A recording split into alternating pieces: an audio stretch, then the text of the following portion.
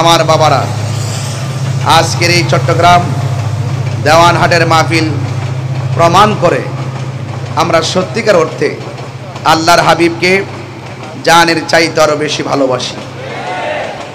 এতে কোনো সন্দেহ, আরো বড় করে কোনো সন্দেহ নাই।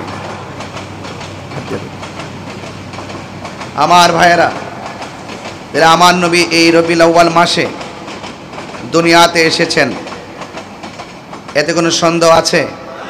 নবী দুনিয়াতে আসার আগে নবী ছিল কি ছিল না? নবী দুনিয়াতে আসার পর 40 বছর আগে, নবুয়তি পাওয়ার আগে নবী ছিল কি না?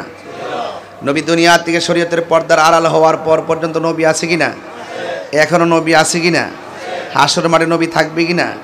তাইলে যারা আমার রাসূলুল্লাহকে 1 সেকেন্ডের জন্য অস্বীকার করবে, তাদের আমলও বরবাদ, ঈমানও।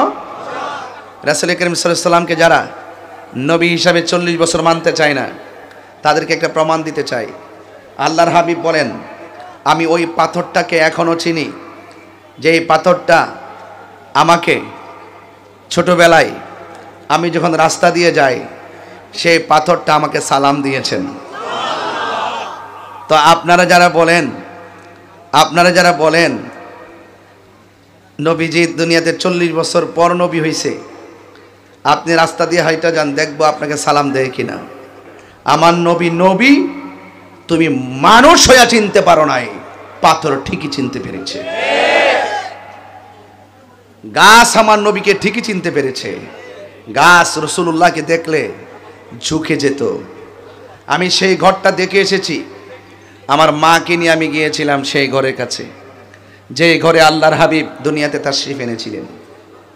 আমার মা দূর দিয়ে গিয়ে সেই ঘরটাতে টাচ করেছিলেন, যদিও সেখানে ওই ঘরটাকে মাকতাবা লিখে রাখা হয়েছে। আরবের অনেক দৃশ্য লুকায়ে ফেলা হচ্ছে। লাইব্রেরি লেখা আছে, লাইব্রেরি।